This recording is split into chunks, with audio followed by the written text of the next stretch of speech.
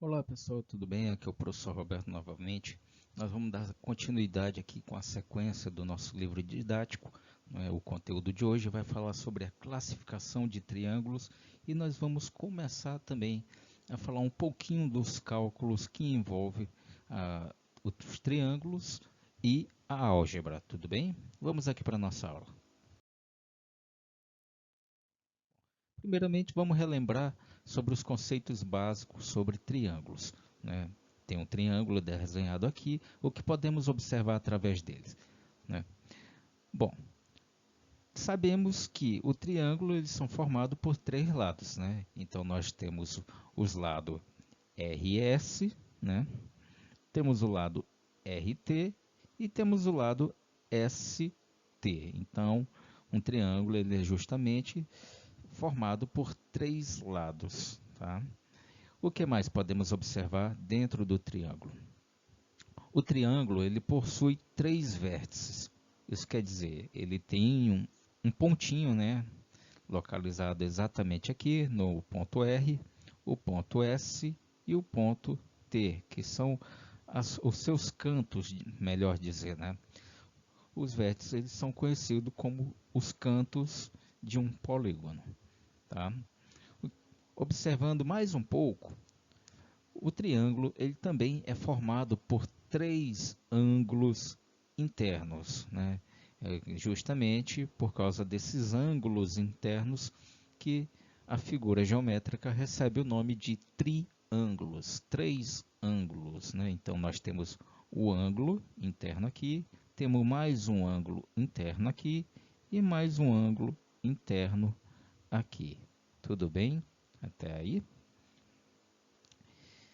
Bom, dentro da matemática a gente pode nomear esse triângulo, né, como apenas escrever o triângulo RST ou simplesmente desenhar um pequeno triângulo acompanhado das três letras dos seus vértices, né, RST. Bom, já que relembramos um pouquinho de triângulo, vamos falar agora da classificação de triângulo, né? Há várias coisas que pode ser percebido dentro de um triângulo e uma delas, né, dessas observações que fazem com que nós possamos dar nomes a esses tipos de triângulos, certo? Então, vamos ver aqui a nossa primeira classificação. A primeira classificação ela fala quanto à medida dos lados de um triângulo, tudo bem? Que pode ser classificado como escaleno, isósceles ou equilátero. O triângulo escaleno, é, como o próprio nome diz, né, ele vem do grego, escaleno significa não tem lados congruentes, justamente. Que se você percebeu, nós temos aqui o primeiro lado, ele é diferente do segundo lado e é totalmente diferente do terceiro lado. Tudo bem? Então, todos os lados de um triângulo, quando eles têm medidas diferentes, ele vai ser chamado de triângulo escaleno. O próximo triângulo, né, é o triângulo isósceles. Tá? Isósceles significa que tem ao menos dois lados congruentes, ou seja, dois lados iguais. Tá? Então, toda vez que você observar um triângulo no seu livro, numa aula de matemática, e essas marcações forem iguais, né, isso significa que eles são congruentes. Tá? E nesse caso, como nós temos duas marcações iguais, então podemos chamar esse triângulo de triângulo isósceles. Já o triângulo equilátero, né, ele tem todos os lados congruentes, ou seja, todos os lados são iguais. E não se esqueça, toda vez que você vê uma marcaçãozinha igual a outra, né, nesse caso aqui são duas marcações, indicando que esses três lados são exatamente iguais. O outro meio de classificar, né, os triângulos é através da abertura dos seus ângulos internos. Né? Então, essa classificação é conhecida como quanto às medidas de abertura dos ângulos. Tá? Então, para a gente poder classificar, a gente pode também olhar para dentro de cada triângulo e verificar as medidas, né, das suas aberturas, né, dos seus vértices, das suas laterais, né, e classificar como acutângulo, retângulo ou obtusângulo. Vamos conhecer cada um. O triângulo acutângulo, né, ele recebe esse nome justamente porque todos os ângulos de dentro, né, os ângulos internos, eles medem menos que 90 graus e maior que zero, né? Lógico, se for menor que zero, o triângulo não existe, né? Então tem que ser maior que zero e menor que 90 graus. Então, se você pegar o transferidor e medir cada ângulo interno, você vai perceber, tá, que todos eles são menores que 90 graus. Quando isso ocorre, nós chamamos esse triângulo de triângulo acutângulo. O próximo que podemos reconhecer através dos ângulos internos é o triângulo retângulo, né? Por quê? Ele recebe esse nome justamente porque um dos ângulos dele tem a medida igual a 90 graus, né? Ou seja, ele é como se fosse o canto de uma figura quadrada. Tudo bem? Então, se você perceber no seu livro que esse triângulo tem um canto que forma 90 graus, esse triângulo vai ser chamado de triângulo retângulo. O próximo tipo de triângulo é o triângulo obtusângulo, né? Nesse caso, a medida para a gente poder classificar ele, né, é observar o ângulo de maior quantidade de grau, né? Nesse caso, este ângulo aqui, ele é o maior do nosso triângulo, né? Nesse caso, este ângulo, para ser chamado de obtusângulo, ele tem que ser maior que 90 graus e menor que 180 graus. Triângulo e suas relações com álgebra, né?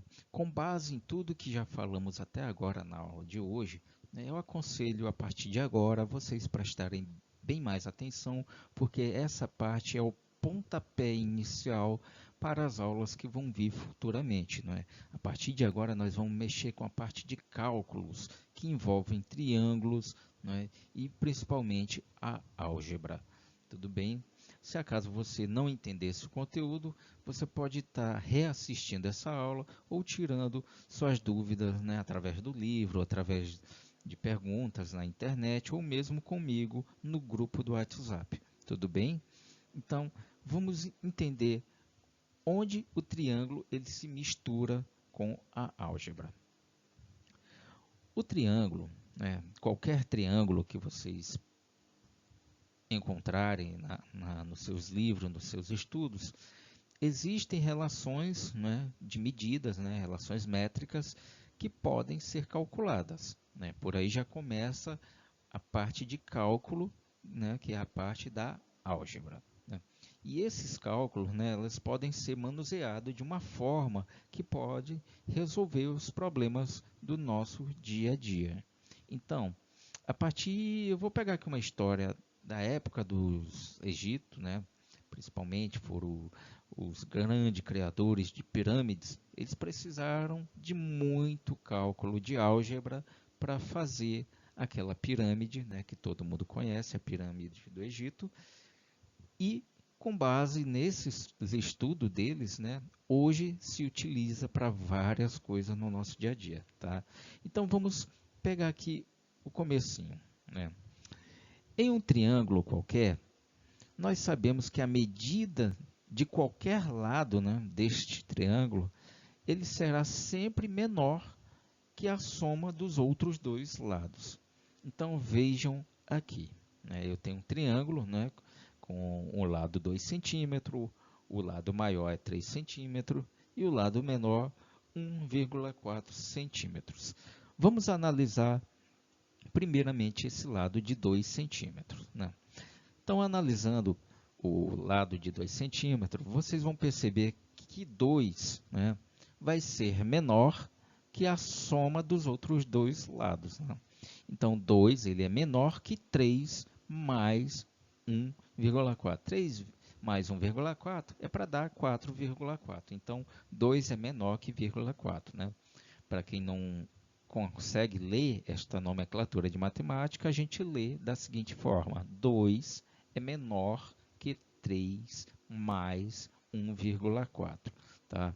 Então, com a análise deste lado, né, nós podemos perceber que este triângulo está seguindo, né, o conceito básico formulado lá na época dos egípcios. Tudo bem? Que ele diz que a medida de qualquer lado será sempre menor que a soma dos outros dois, né? Então, se eu somar os outros dois lados, este lado que nós escolhemos para analisar tem que ser menor. Até aí, tudo bem? Vamos analisar o próximo lado. Vamos analisar o lado de 3 centímetros, certo? Então, nós vamos ter 3, ele tem que ser menor que 2 mais 1,4. Né? Se eu somar 2 mais 1,4, nós vamos ter 3,4, ou seja, vai ser menor, né? Que este lado vai ser menor que a soma dos outros dois. Tá? Para quem não consegue ler, nós vamos ler como 3 é menor que 2 mais 1,4. Analisando o último lado, né, nós temos o lado de 1,4 e ele tem que ser menor, né, que a soma dos outros dois lados. Né? Na hora de ler, eu vou ler 1,4 é menor que 2 mais 3. Lógico, 2 mais 3 é 5, já dá para perceber por aí que ele é menor. Analisando os três lados, então, nós podemos dizer então que esse triângulo ele realmente existe, tá? Por quê? Porque ele respeita a regra fundamental da formação de um triângulo. Qual é essa relação? A medida de qualquer lado será sempre menor que a soma das medidas dos outros dois lados.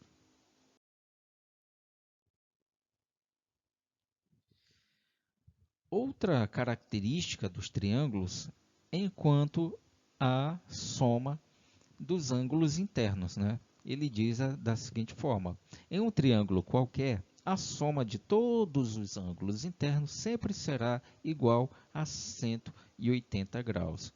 Então percebam aqui, eu tenho um triângulo e cada ângulo interno tem a sua medida, né? Se eu somar né, esses três ângulos internos, o seu valor vai ser igual a 180 graus. Então percebam aí, né, que 43 mais 82 mais 55 é igual a 180 graus.